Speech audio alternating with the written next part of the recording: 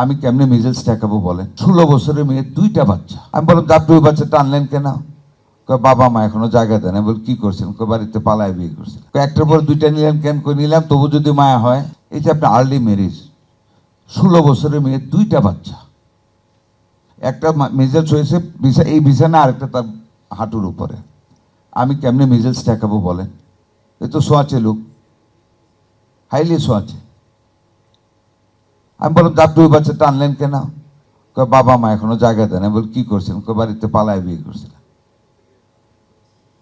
একটার পর 2টা নিলেন কেন? নিলাম তবু যদি মায়া হয়। কি মানে হাম্বল রিপ্লাই! এগুলির জন্য তো আমাদের এই সমাজে, শিক্ষিত সমাজের আমাদের এডুকেট করতে হবে মানুষকে।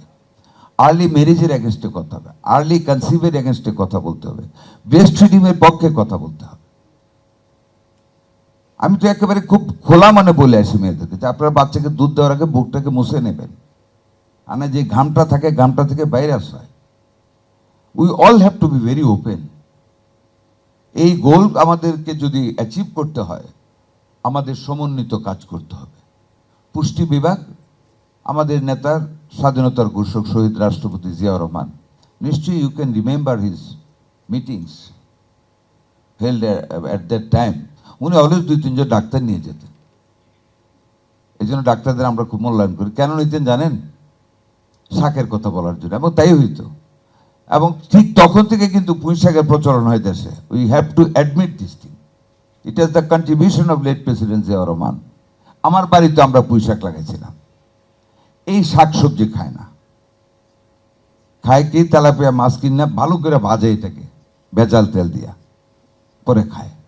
এখনকার গ্রামের বাচ্চারাও যায় ফাস্টফুডের দোকানে চলে যায়, বাবা আমাকে আর কোনো বড় খুশি হয়, বাবা আমার ছেলে তো শর্ট প্যান্ট পরে গিয়া ফাস্টফুড খায় আসছে। We have to change this scenario. বাপ্পাকে বুঝতে দিতে হবে। দেখেন, আমি আমার এলাকায় ইলেকশনের সময় বলছি, ইলেকশন করতে গিয়ে যে বেহেস্তিদের পক্ষে ফাইট দিতে গিয়ে বলছি, অনেক কথা বলতে হয়েছে আমাদেরকে, কোরআন হাদিস থেকে অনেক কিছু বলতে হয়েছে।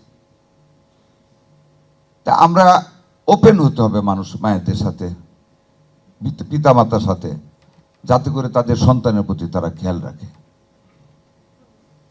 স্বাস্থ্যের জন্য অনেক কিছু আমাদের এত একত্রে ইন্টিগ্রেট করতে হবে।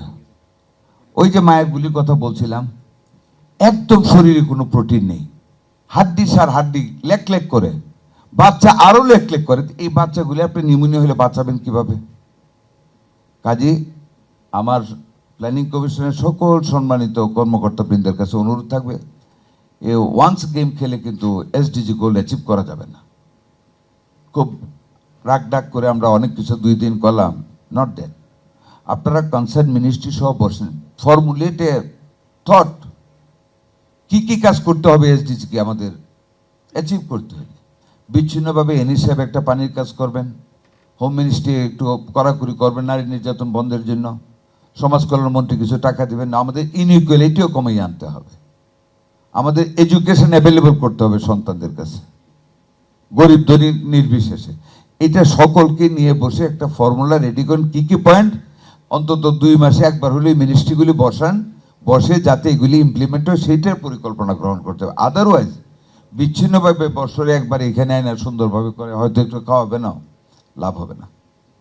আই ফিল লাভ হবে না। অ্যাজ হেলথ মিনিস্টার যতটুকু নলেজ এই 6 মাসে গেইন করেছি, একটা সমন্বিত coordinated plan and practice and integrated solution and steps to be taken by the planning ministry to be implemented in one sitting system by all the ministries shall bring the success in achieving the SDGs goal.